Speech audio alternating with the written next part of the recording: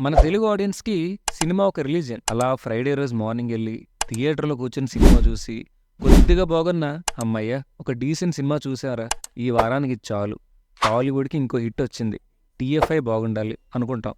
తీరా లాంగ్ రన్‌లో box office దగ్గర cinema average, flop or disaster status తెచ్చుకుంటది. అలా ఫస్ట్ డే మార్నింగ్ నుండి పాజిటివ్ టాక్ తెచ్చుకొని, సినిమా డీసెంట్‌గా ఉన్నా బాక్స్ ఆఫీస్ దగ్గర ఫెయిల్ అయిన మూవీస్ గురించి ఈ వీడియో. సో లేట్ చేయకుండా వీడియోలోకి వెళ్ళిపోదాం. Number 1 in the list is, ఈ సినిమాలో కొంచెం ఎమోషన్స్ మినహాయించి అన్నీ డీసెంట్ టు గుడ్గానే ఉంటాయి. Songs are chartbusters. Lead actors కూడా బాగానే చేశారు. మరి అన్నీ డీసెంట్గా ఉన్నప్పుడు పాజిటివ్ టాక్ వచ్చేస్తుందిగా మరి. ఆబ్వియస్లీ ఈ సినిమా కూడా పాజిటివ్ టాకే వచ్చింది. కొట్టేశాడ్రా మన విజయ్ దేవరకొండ, హిట్ కొట్టేశాడ్రా అనుకున్నాం. సినిమా ఓపెనింగ్స్ అండ్ వీకెండ్ వరకు కూడా చాలా బాగా పర్ఫామ్ చేసింది. బట్ లాంగ్ రన్లో బాక్స్ ఆఫీస్ దగ్గర ఫెయిల్ అయింది. దానికి reason over theatrical business. Kushi లాంటి రామ్ కామ్కి anything between 30 to 35 crores is good.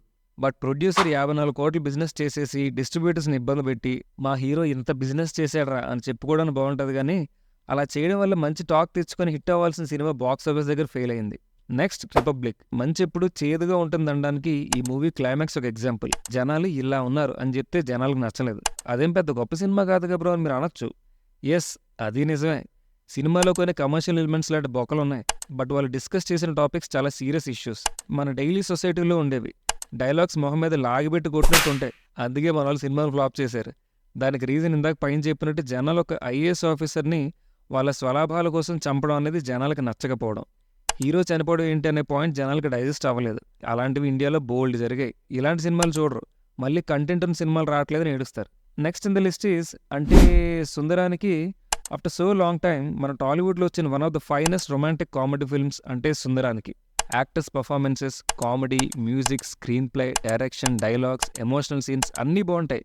అవే కాకుండా male dysfunction, inter religion marriage లాంటి చాలా సెన్సిటివ్ ఇష్యూస్ని ఎవరి మనోభావాలు దెబ్బతీయకుండా డీల్ చేసిన విధానం బాగుంటుంది. కొంచెం లెంత్ ఎక్కువైందన్న టాక్ అక్కడక్కడ వినిపించింది తప్పితే సినిమాలో ఇంకా ఏ నెగిటివ్స్ లేవు. పబ్లిక్ టాక్ కూడా పాజిటివ్గానే ఉండింది. అయినా ఎందుకు ఫెయిల్ అయిందంటే దానికి రాంగ్ రిలీజ్ డేటే కారణం. దానికి ముందు వీక్లోనే మేజర్, విక్రమ్ లాంటి యాక్షన్ ఫిల్మ్స్ రిలీజ్ అయ్యాయి. మన వాళ్ళకి యాక్షన్ అంటే ఎంత పిచ్చో తెలిసిందేగా. అలా 3 సినిమాలకి పాజిటివ్ టాక్ వచ్చిన ఆడియన్స్ యాక్షన్ మూవీస్ని ప్రిఫర్ చేశారు. పోస్ట్పోన్ చేసుకోవాల్సిందిగా భయ్యా అని మీరు అనొచ్చు. బట్ అప్పటికీ సినిమా 1-2 సార్లు పోస్ట్పోన్ అయింది. ఇంకా చేసేకి తప్పలేదు. మధ్యలో డిస్టర్బ్ చేస్తుంది అనుకోకపోతే ఆగండి, స్కిప్ చేయకండి. మన 200K సబ్స్క్రైబర్స్కి చాలా దగ్గరలో ఉన్నాం. మీరు ఇక్కడ దాకా వీడియో చూస్తున్నారంటే మా కంటెంట్ నచ్చింది అనుకుంటున్నా. మీరు ఇంకా మన ఛానల్ని సబ్స్క్రైబ్ చేసుకున్నట్టయితే ప్లీజ్ సబ్స్క్రైబ్ చేసుకోండి. అండ్ అలానే ఆ పక్కన ఉన్న గంటను కొట్టండి. Okay, then next in the list is God father.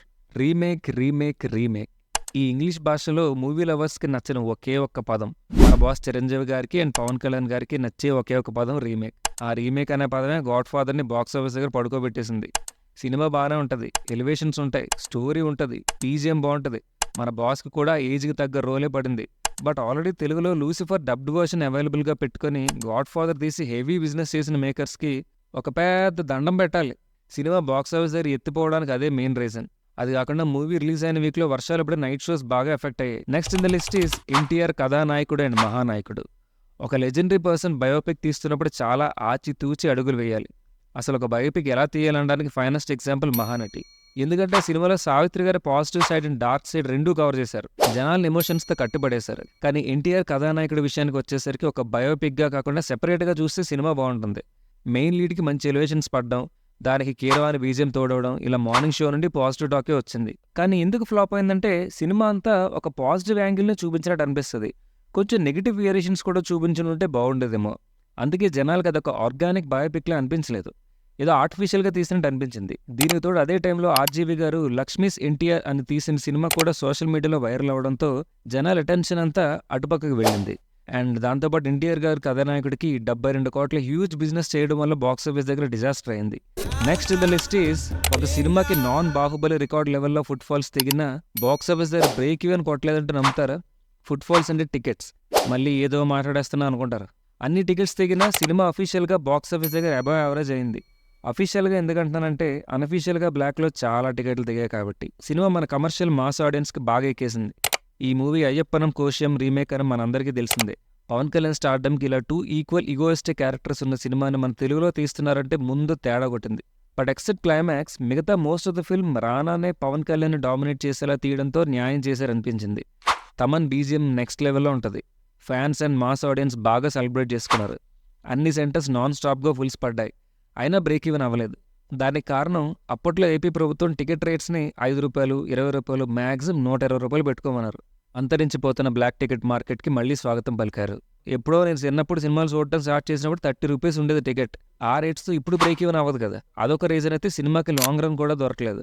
వరుసగా రాధేశ్యామ్, RRR లాంటి మూవీస్ వచ్చి థియేటర్స్ మొత్తం ఆక్యుపై చేసాయి. అలా నాన్ బాహుబలి హిట్ అవ్వాల్సిన సినిమా హిట్ కూడా అవ్వకుండా పోయింది.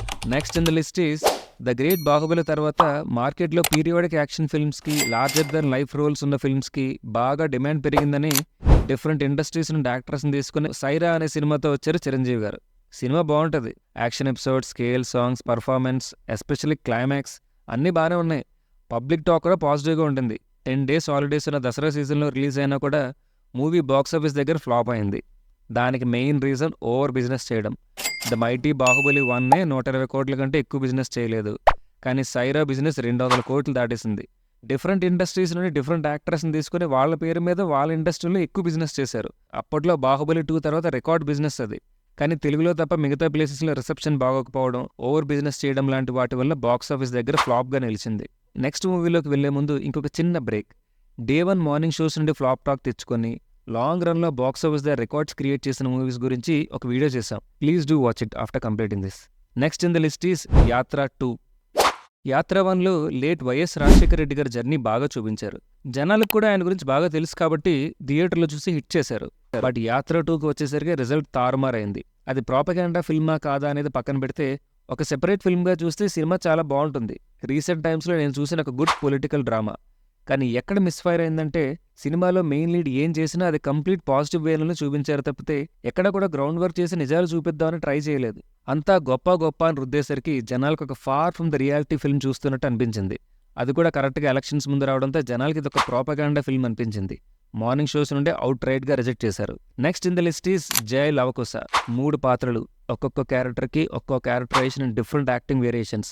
ఈ జనరేషన్ యాక్టర్స్లో వాటికి తారక్ అన్న పుల్ ఆఫ్ చేసినట్టు ఇంకెవరూ చేయలేరనడంలో ఎటువంటి అతిశయోక్తి లేదు. ఆల్ టైప్స్ ఆఫ్ ఆడియన్స్కి ఈ మూవీ ఎక్కేస్తుంది. ఇంటర్వెల్ నుండి ఎన్టీఆర్ నట విశ్వరూపం చూపించాడు. సాంగ్స్ కూడా అన్నీ బ్లాక్ బస్టరే. బ్రదర్స్ బాండ్, ఎమోషనల్ సీన్స్ అన్నీ బాగుంటాయి. పబ్లిక్ టాక్ కూడా పాజిటివ్గానే వచ్చింది. బాక్సాఫీస్ ఓపెనింగ్స్ పరంగా, వీకెండ్ పరంగా అన్ని నాన్ బాహుబలికి క్లోజ్గా వచ్చిన లాంగ్ రన్లో అబవ్ యావరేజ్ స్టేటస్ దగ్గర ఆగిపోయింది. దానికి రీజన్స్ ఏంటంటే ఏంటి అన్నీ నేనే చెప్పేస్తే ఏం బాగుంటుంది. నా పని 90% పూర్తి చేశా. మిగతా 10% మీరు కమెంట్స్లో పూర్తి చేయండి.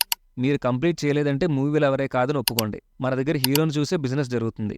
పైన సినిమాలు మనం క్లోజ్గా అబ్జర్వ్ చేస్తే మోస్ట్ ఆఫ్ ద ఫిల్మ్స్ జానర్కి సంబంధం లేకుండా ఎలా పడితే అలా బిజినెస్ చేసేసి దెబ్బయ్యాయి. కొన్ని బయోపిక్స్ సెపరేట్గా చూడడానికి బాగున్న రియాలిటీకి దగ్గరలో లేకపోవడం వల్ల జనాలు యాక్సెప్ట్ చేయలేదు. ఇంకొన్ని రాంగ్ రిలీజ్ డేట్ వల్ల బాక్సాఫీస్ ఫెయిల్యూర్గా నిలిచాయి. ప్రెజెంట్ సిచ్యువేషన్స్లో every good release date is over crowded. మన సినిమా బాగున్నా అంత కాంపిటీషన్లో హిట్ అవ్వాలంటే లక్ కూడా ఫేవర్ చేయాల్సిందే. అందుకే మన వీడియోలో చెప్పా కదా, ఒక సినిమా హిట్టా ఫట్టా డిసైడ్ చేయడం అనేది ఎంత పాజిటివ్ టాక్ వచ్చినా ఎంత నెగిటివ్ టాక్ వచ్చినా రన్ అయ్యే వరకు ఎవరూ ప్రిడిక్ట్ చేయలేరు.